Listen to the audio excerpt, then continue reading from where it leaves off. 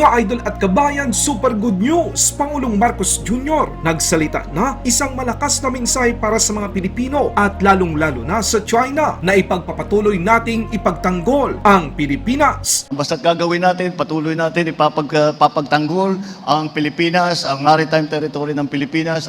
Yung nakapasok na fisherman, nung araw na yon, nakahuli sila ng 164 tons na isda. So, sa isang araw pa lang yun. Yun ang nawawala sa ating mga fisherman. Kaya hindi naman maaari na lalagyan ng barrier na gano'n. At maliwanag naman ay nasa loob ng Pilipinas yan.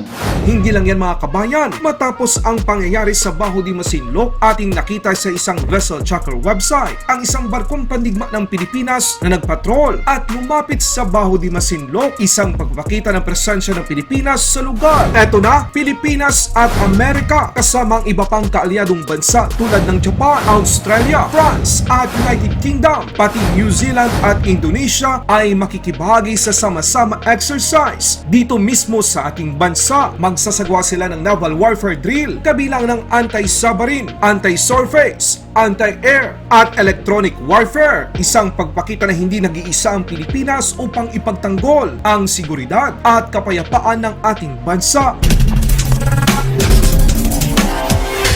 Pangulong Marcos Jr. sinabi sa publiko na patuloy nating ipagtanggol ang Pilipinas at karapatan ng mga mangingisdang Pilipino. Ito ay matapos niyang kumpirmahin ang kanyang naging utos na i-take down ang Chinese floating barrier na inilagay ng China sa bukana ng BAJO de Masinloc. Ayon sa mga analis sa Pilipinas, ang ginawa ng Pangulo ay isang malakas na mensahe ng pagtutol sa mga maling hakbang at gawain na ipinapatupad ng China sa mga nasasakupan at teritoryo ng Pilipinas. Mr. President.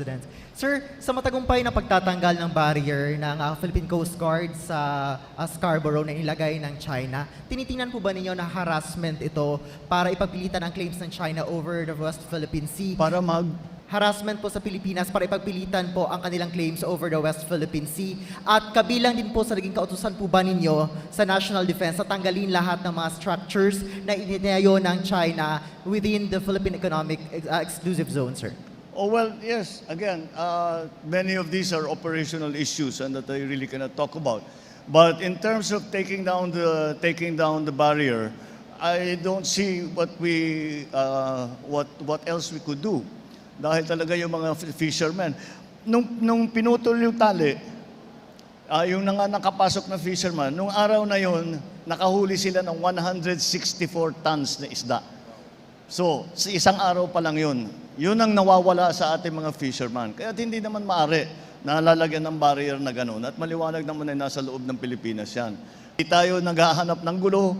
Basta't gagawin natin, patuloy natin ipapagtanggol ang Pilipinas, ang maritime territory ng Pilipinas, ang karapatan ng mga fisherman natin na mangisda doon sa mga areas kung saan sila nangingisda daan-daang taon na. Sa ibang balita naman mga kabayan, matapos makapasok ang isang barko ng Bureau of Fisheries and Aquatic Resources sa BAJO de Masinloc kung saan nagbigay ng resupply sa ating mga mangingisda at matapos putulin ng Philippine Coast Guard ang floating barrier na inilagay ng China sa bukana ng bahura, atin namang namataan sa isang vessel tracker website ang presensya ng isang barkong pandigma ng Pilipinas malapit sa BAJO de Masinloc. Ayon sa isang vessel tracker website, ang BRP Conradoya PS-39, isang barkong pandigma ng Pilipinas ay naglayag patungo sa BAJO de Masinloc. Tinatayang nasa 33 nautical mile ang layo nito nang huling gumana ang AIS ng nasabing barkong pandigma ng Pilipinas. Ang AIS ay ang tinatawag na Automatic Identification System upang malaman ang pangalan, eksaktong lokasyon at uri ng sasakyang pandagat. Ginagamit ito upang maiwasan ang pagkabanggaan sa dagat at iba pang paraan. Pero pagdating sa barkong militar, hindi ito obligadong ihayag ang kanyang lokasyon maliban kung gusto nitong ipaalam ang presensya nito sa lugar. Ang presensya ng Philippine Navy malapit sa BAJO de Masinloc ay mahalaga para ipakita ng Pilipinas sa China at sa mundo na meron tayong kontrol sa nasabing lugar at patuloy nating itong binabantayan. Matapos inanunsyo ng Armed Forces of the Philippines na magkakaroon ng bilateral exercise ang Pilipinas at Amerika dito mismo sa ating bansa, dumating naman ang isang barkong pandigma ng Canada, ang HMCS Vancouver, upang maging kabahagi sa naturang maritime command drill. Magsisimula ang bilateral exercise ngayong ika-2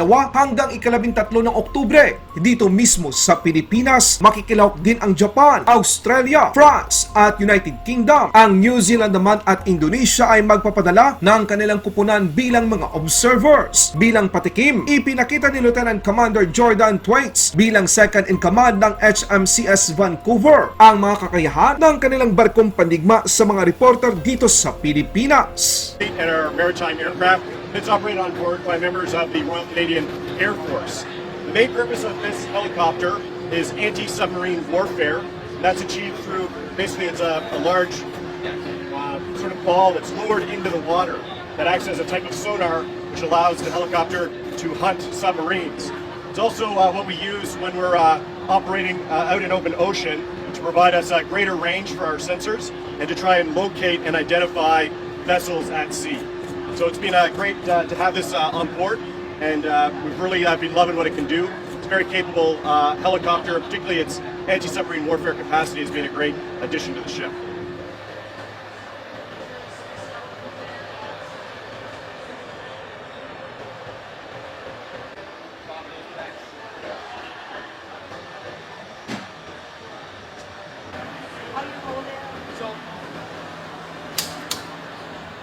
Right-handed, grab it like that, left hand comes on top, and you hold like this. You're grabbing your fingers down there, and you've got your thumbs over down the side. So the Canadian Patrol Frigate is what we call a multi-role frigate. They're introduced in the early 1990s, and the main reasons that we chose this class of ship was to integrate into NATO fleets, and Canada's role in the NATO fleet historically has been anti-submarine warfare. So this ship is largely built towards being able to detect and hunt enemy submarines, but also it is full capabilities as a warship. Here we have the ship's offensive weapons and defensive missiles. These are Harpoon missiles. It's an anti-ship and land attack missile. The Harpoon is something that was introduced in the early 1990s, and the idea was that it was a missile system that could be attached to any class of ship and be operated to give them that modern capability.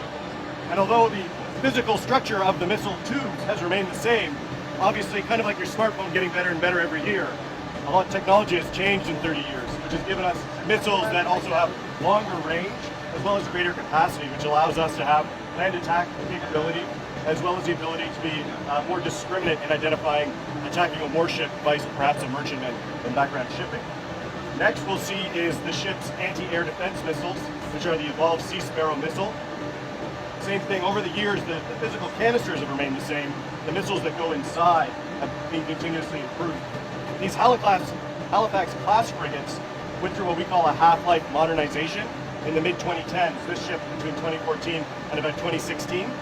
The ship itself remained the same, but all of the technology inside was modernized.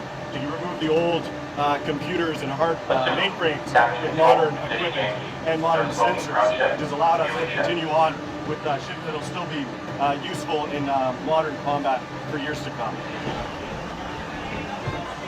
So this is where, for our young officers, they start off their careers the first few years, and from here we sort of have the capacity to do almost anything. On the left we have the captain's chair. The captain comes up here during special navigation or pilotage coming in and out of harbor. My chair is on the right side. I'm up here when we're doing live fire serials for safety. We have the Office of the Watch uses now today modern electronic navigation. Back when I started, it was still the old-fashioned charts with a pencil, but now they have the good life with the computer navigation. And we also have a warfighting console, which allows us to fight the ship from this location if required. One thing that really hasn't changed a lot in almost 100 years of service at sea is that time spent up here on the bridge keeping the ship safe. And really, first and foremost, we're mariners for safe and professional conduct on the high seas.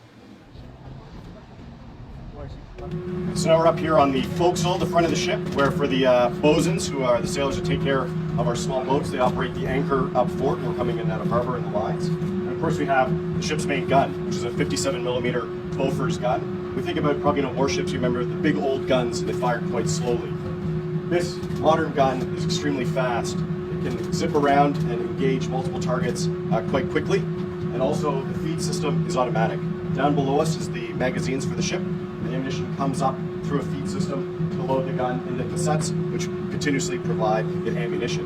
Unlike the old slow-firing guns, this one fires very fast when it's engaging a target. Pop, pop, pop, pop, pop, pop, pop, pop, very fast. And so this is a very capable gun that we have, which is used predominantly to defend the ship against incoming missiles and aircraft.